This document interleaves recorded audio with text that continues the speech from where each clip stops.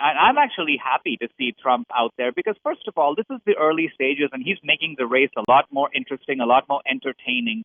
The other thing is that he's proving that people are actually very disgusted with both the Republican establishment and the Democratic establishment.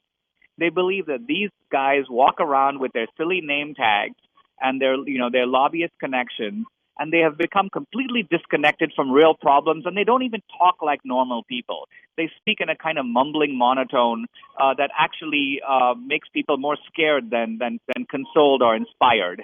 So I think that Trump is, he's a little bit of a trigger, and he's pointing to serious problems in our political system, and people are saying, at least we want to hear some more from him about them because he's got the independence and he's got the big fat wallet so that he's not really beholden to anyone. So he can give pretty much anyone the finger, and that's actually a good thing. Joining us on the phone is Dinesh D'Souza. Mr. D'Souza has a 25-year career as a writer, a scholar, public intellectual, and you may or may not know this about him. He's a former policy analyst in the Reagan White House. He's been a fellow with the American Enterprise Institute, a fellow at the Hoover Institution at Stanford, and was president of King's College in New York City from 2010 to 2012. Dinesh D'Souza, thank you for joining us today. Hey, it's good to be on the show. I appreciate you being here. 2 of your books have become movies. For folks who aren't familiar with you, I gave a little introduction here. Give us a little background on Dinesh D'Souza and what we'll be talking about a week from Saturday here in Hampton Roads in Virginia Beach. I'm an immigrant from Mumbai, India. I became political in the Reagan years. I became a young Reaganite in the 1980s. I've seen in my own life the American dream played out in a way that I could never have imagined. And so my politics is based on that. It's the politics of opportunity, of upward mobility, of writing the script of my own life. In recent years, I've come into a pitched battle with the Obama administration. Oh, yeah. In fact, for exceeding the campaign finance laws, I was recently confined in a confinement center for 8 months. So I wanted to actually talk about the things that I've learned from America and from confinement and apply those insights to American politics as it is now. Now, where were you confined for 8 months specifically? Confinement center in Southern California near the Mexican border that is overseen by the Bureau of Prisons. So I wasn't confined during the day. I was able to get out and go work, but I'd check in at 8 at night and I would stay overnight till the early morning. How's the whole hassle with the judge ordering all of this psychological testing going? Because I just found that just completely absurd. My crime is was not a psychological crime. Right. I mean, they didn't find bodies in my refrigerator or something that would seem to require in-depth psychological analysis. I have a long-term friendship with Wendy Long, who was running for the Senate in New York. I made the careless and foolish decision to give her money and reimburse 2 straw donors who gave money on my behalf. I shouldn't have done it. It was a bad thing to do and a wrong thing to do. But the judge seems to favor ongoing psychological examination. So I've been examined by 2 medical psychiatrists and proclaimed perfectly normal. My own therapist has written the judge to say that I'm plenty fine and this thing should be stopped. But evidently, as I believe, it needs to continue.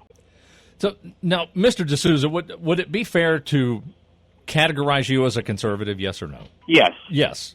And yet the psychological evaluations found you normal? I'd be afraid to do that, afraid they would find me abnormal, right? Well, Yeah. I think what normal means in this context is that I've come to an understanding of what I did. I recognize it was wrong. I'm contrite about that. I think part of the reason people are so uneasy about the psychological stuff is that they believe that what the left is trying to do in this country is to make me contrite about being a conservative or Right. contrite about being a critic of Obama Right. or being contrite about being a patriotic immigrant. Yes, absolutely. And I'm not contrite about any of those things. And I'm glad you're not. I'm glad you're not. All right, now Saturday night, a week from Saturday, in Virginia Beach at the Military Aviation Museum, you'll be presenting a program called Stealing America and How to Take Her Back. How do we take America back? Give us a little preview of what we can expect to hear from you. Lay out a diagnosis of what's wrong in this country. I think part of the problem is also on our own side. In other words, the Republican Party is so comatose, so catatonic, so asleep at the wheel, so unwilling to even see what's going on, that I think in many people's minds it has become almost part of the problem.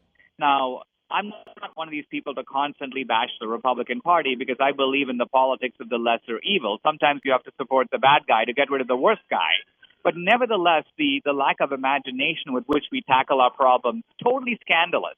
So I'm going to give a very gritty, down-to-earth talk about what's wrong, and here are actual practical ways in which people can fix it. Now, one of the guys that is touting right now and is in the news about making America great again, and I know you're probably cringing, you know I'm going to say it, is Donald Trump. I'd love to hear your take on Donald Trump and how people are reacting to him. I don't know if you saw that John Heilemann from Bloomberg did this roundtable focus group, and those people, to a person in the room, loved what he was saying and said he, despite being a billionaire, is an everyman, and we like him. I'd love to hear your take on that.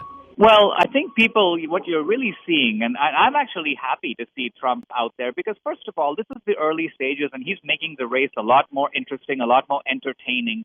The other thing is that he's proving that people are actually very disgusted with both the Republican establishment and the Democratic establishment.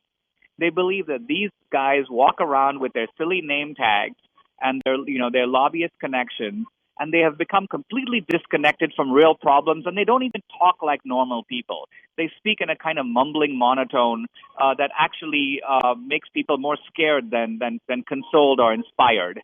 So I think that Trump is, he's a little bit of a trigger, and he's pointing to serious problems in our political system, and people are saying, at least we want to hear some more from him about them because he's got the independence and he's got the big fat wallet so that he's not really beholden to anyone. So he can give pretty much anyone the finger, and that's actually a good thing. I think you're right, and as an example of the mumbling monotone. At this point, the best thing for Mrs. Clinton to do is to come clean and just turn the server over to the IG at the State Department. John Boehner, who a lot of conservatives feel is a big part of the problem, talking about Hillary Clinton, who many conservatives fear will get elected simply because she's a woman.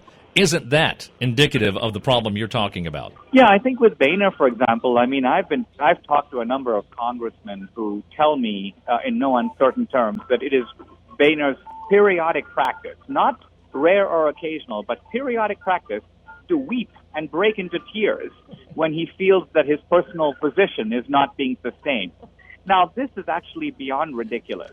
And the idea that this is the opposition to Obama and Hillary. Right. Now, look at the tenacity with which Hillary or the Clintons operate. I mean, they basically believe that they can be caught red-handed, profess their innocence, and they count on the stupidity of the American people and the passivity of the media to go along with this. So they just doggedly keep marching forward.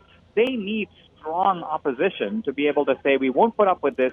And not only that, but we are physically going to wrestle these people to the mat. By physically, I mean, of course, politically. But if the Republicans are not up to it, then I think the ordinary American feels will step out of the way and let new leaders emerge who are up to it. So that's the frustration with Boehner. Saturday, August 8th, that's a week from Saturday, 7 p.m., Military Aviation Museum, Dinesh D'Souza, Stealing America and How to Take Her Back.